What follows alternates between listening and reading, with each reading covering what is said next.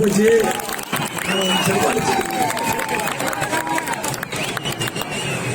இன்றைய தினம் திரு ஸ்டாலின் வேற அவதாரத்தை எடுத்துட்டார்,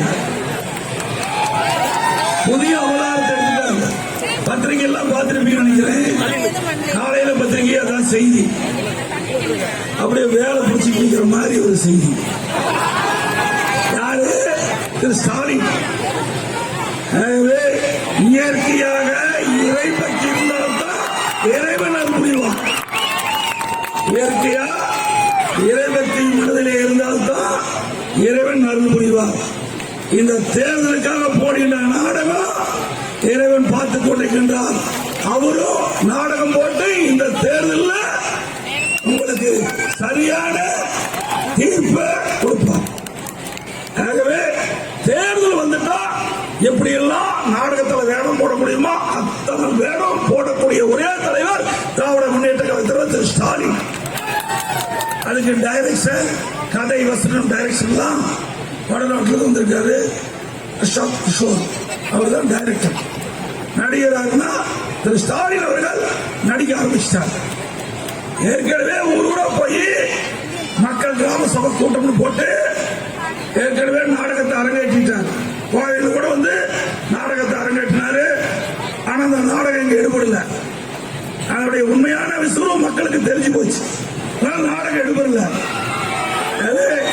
நாடகம் ஆடி மக்களை ஏமாற்றி மக்களை திசை திருப்பி தேர்தலில் வெற்றி பெற்றலாம் என்று கனவு காண்கின்ற ஸ்டாலின் அவர்களே, உண்மையை சொன்னால் எதிர்கட்சி வரிசையாவது உங்களுக்கு கொடுப்பாங்க. போராட்டத்திலாம் பொய் மூட்டையில் அவிழ்த்து விட்டுட்டு போறீங்க. அது நிச்சயமா இந்த தேர்தலில் எதிரொலிக்கும் என்பதை நேரத்தில் தெரிவித்துக் கொள்கின்றேன். அனைத்து இந்திய அண்ணா திராவிட முன்னேற்ற கழகத்தை பொறுத்த வரைக்கும் எதை செய்ய முடியுமோ அதை சொல்லுகிறோம், எதை செய்தோமோ அதை சொல்லுகிறோம். திராவிட முன்னேற்ற கழகம் அப்படி அல்ல, அது ஒரு அராஜக கட்சி. அவள் ஆட்சிக்கு வந்துவிட்டால் அராஜகம் தலைவிரித்தாடும். சிந்தித்து பாருங்க. கடந்த திராவிட முன்னேற்ற கழக ஆட்சி கொண்டு வர என்று ஸ்டாலின் போராட்டத்தெல்லாம் பேசிட்டு இருக்காரு.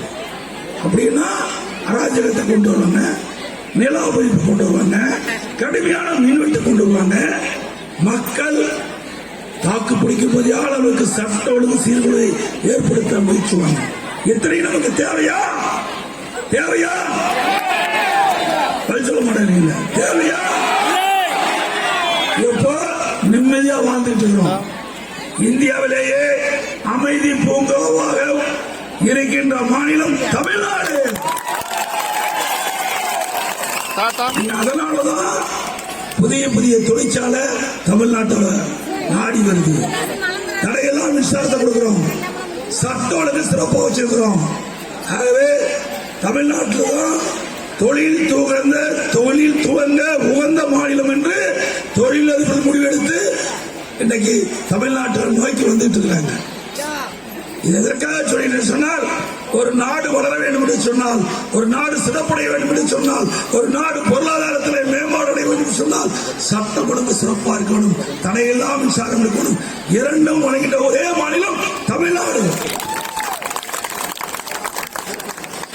2019 ஜனவரி மாசம் உலக முதலீட்டாளர் மாநாட்டு நடக்கும் சென்னையில் 304 தொழில் தமிழகத்துக்கு வருவதற்கு பொதுநல போட்டாங்க. அந்த பணியில் தான் தொழில் நடந்துட்டு இருக்குது.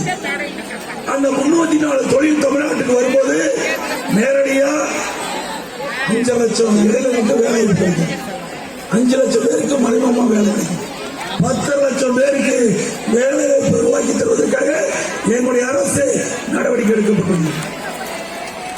சோதனையான நேரம் கொரோனா காலம். இந்த காலகட்டத்தில் கூட தொழில் முதலீட்டை ஈர்த்து 1.25 லட்சம் பேருக்கு வேலை வாய்ப்பு உருவாக்கி தந்த அரசு நம்மளுடைய அரசு. ஆட்சியமைக்கப்பட்ட திட்டத்தை போடுறீங்களா? இளைஞருக்கு வேலை வாய்ப்பு கிடைச்சதா? ஒன்றுமே கிடையாது. 13 ஆண்டு காலம் மத்தியிலே ஆட்சி அதிகாரத்திலே திராவிட முன்னேற்ற கழகம் இருந்தது. ஏதாவது தமிழ்நாட்டுக்கு புதிய தொழிற்சாலை வந்ததா? கிடையாது. நிதியை பெற்று தந்தீங்களா? கிடையாது. அதை குடும்பம் மட்டும் வளம் வந்தது, அதிகாரம் வந்தது.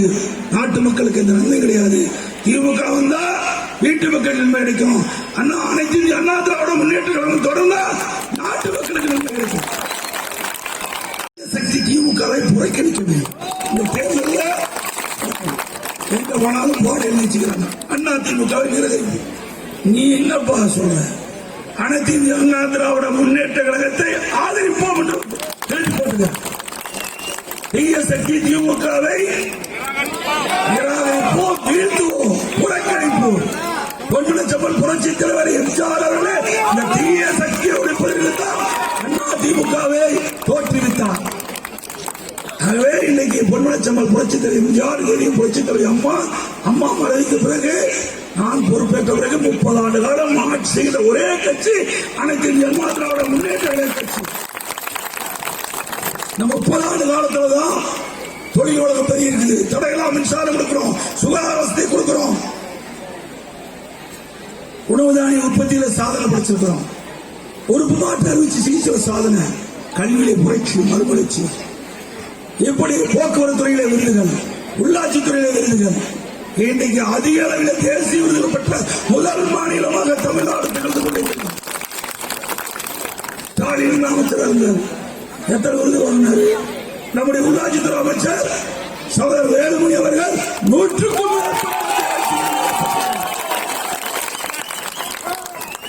ஒரு விருது 2 விருதுல 100க்கும் மேற்பட்ட தேசிய விருதுகளை பெற்று தமிழ்நாடு அரசு உள்ளாட்சி துறையிலே சாதனை படைத்த அரசு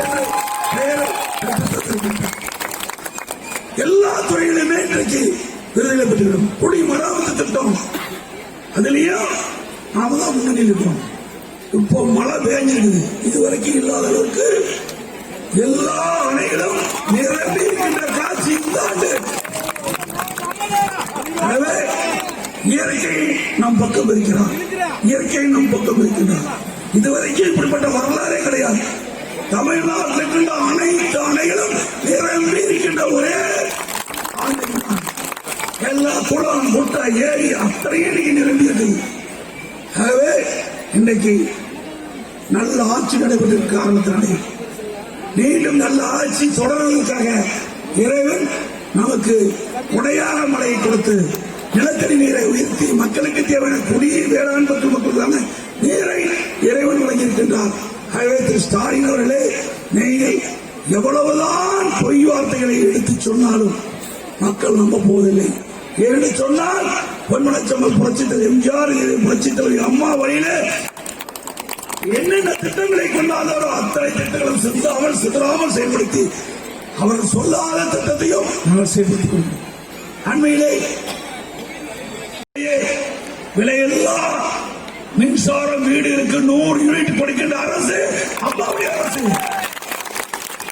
ஒரு வருடத்திற்கு 1200 யூனிட், மாசம் 100 யூனிட் கிடைக்கிறீங்க.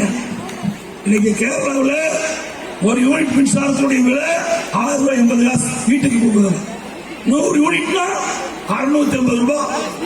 அப்படியே நீங்க கணக்கு போட்டுக்க, 1200 யூனிட் வாட்ஸ் தரும். சுமார் 8000 ரூபாய் ஒவ்வொரு வீட்டு இணைப்புக்கும். 8000 ரூபாய் ஒரு வருஷத்துக்கு, 5 வருஷத்துக்கு 40,000 ரூபாய். நாம அம்மாவுடைய அரசு தான் இந்த மக்களுக்கு கொடுத்துருக்குது. ஏன் ஸ்டாலின் வீட்டுக்கும் 8000 ரூபாய் கிடையாது, 40,000 கிடையாது. நாம விலையெல்லாம் கொடுக்கிற மின்சாரம், விலையெல்லா வீட்டுக்கு கொடுக்கிற மின்சாரம் எதிர்கட்சி தலைவர் திமுக தலைவர் திரு ஸ்டாலினுக்கு கிடைக்குது, திமுக காரனுக்கு கிடைக்குது. ஆக எதிர்கட்சி ஆளுங்கட்சி என்று பாராமல் நாட்டு மக்களை ஒரே கண்ணோட்டத்தோடு பார்க்கின்ற இயக்கம் அனைத்து இந்திய அண்ணா திராவிட முன்னேற்ற கழகம். அதனால திமுக எண்ணி பாருங்க, 40,000 ரூபாய் யாருக்கு கொடுப்பாங்க. இந்த முறை மாத்தி ஒட்டுமொத்தமா மாத்தி அண்ணா திமுக தான் ஆட்சிக்கு வரணும்னு தீர்ப்பளிப்பாங்க நிச்சயம். அந்த அளவுக்கு உதவி செய்யும். கொரோனா காலத்துல நான் சொன்னதெல்லாம் கொடுத்தோம். இந்த திமுக கட்சி அண்ணா திமுக கட்சி கம்யூனிஸ்ட பார்த்து கொடுத்தோம், எல்லாத்துக்கும் தான் கொடுத்தோம். கைப்பொங்கல் கொடுத்தோம், கட்சி பார்த்தா கொடுத்தோம் இல்ல, எல்லா மக்களுக்கும் கொடுத்தோம் 2020. ஆகவே இது உங்களுடைய அரசு, மக்களுடைய அரசு, மக்களுடைய எண்ணங்களை நிறைவேற்றிய அரசுக்கு மீண்டும் வெற்றியை தேடி தாருங்கள் என்று நேரங்களை தெரிவித்து கழக வேட்பாளருக்கு 2 லட்சத்திலே வாக்களித்து பெருவாரியான நம்முடைய சின்னம் வெஜ் மற்றும் நான்வெஜ் சமையல் குக்கிங் ரெசிபிகளை தமிழ் குக்கிங் ரெசிபி சேனலில் கண்டு மகிழுங்கள். சேனலை காண கீழே உள்ள லிங்கை கிளிக் செய்யுங்கள்.